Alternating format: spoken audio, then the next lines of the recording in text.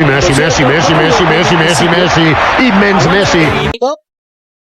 ৩৯ বছর বয়সেও যেমন ড্রিবলিং তেমন ফিটনেস। হ্যাঁ, এটাই লিওনেল মেসি।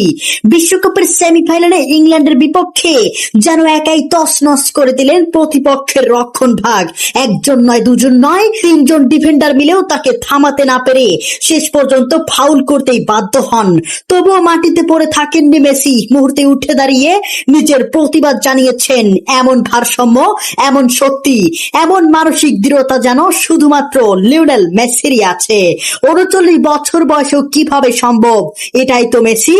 এ কারণেই তিনি অন্যদের থেকে আলাদা। বিশ্বকাপের সেমিফাইনালে আজ মুখোমুখি হয় আর্জেন্টিনা ও ইংল্যান্ড। ম্যাচের শুরু থেকেই দুই দল খেলছে আক্রমণাত্মক ফুটবল, ফলে প্রতিটি বলের দখল নিয়েছিল তীব্র প্রতিদ্বন্দ্বিতা। তবে ম্যাচের ৩৬তম মিনিটে বল নিয়ে দুর্দান্তভাবে সামনে এগিয়ে যান লিওনেল মেসি।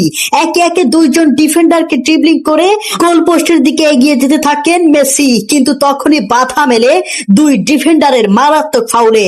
তবুও যেন মেসিকে থামানো যায়নি। মেসি উঠে দাঁড়িয়ে প্রতিবাদ করতে থাকেন। একই সঙ্গে এগিয়ে আসেন ইংল্যান্ডের ফুটবলাররাও, কিন্তু তাদের চাপের মধ্যেও মেসি বলের নিয়ন্ত্রণ হারাননি এবং সামনে এগিয়ে যাওয়ার চেষ্টা চালিয়ে যান, যার জন্য রেফারি ফাউল হিসেবে গণনা করেন।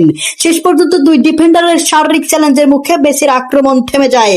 ৩৬ মিনিটের এই ঘটনাটি মাঠে উপস্থিত দর্শকদের মধ্যেও ব্যাপক উত্তেজনা তৈরি করে এবং মুহূর্তটি দেখে অবাক হয়ে যায় অনেক ফুটবল ভক্তই। ৩৯ বছর বয়সে এটা কিভাবে সম্ভব?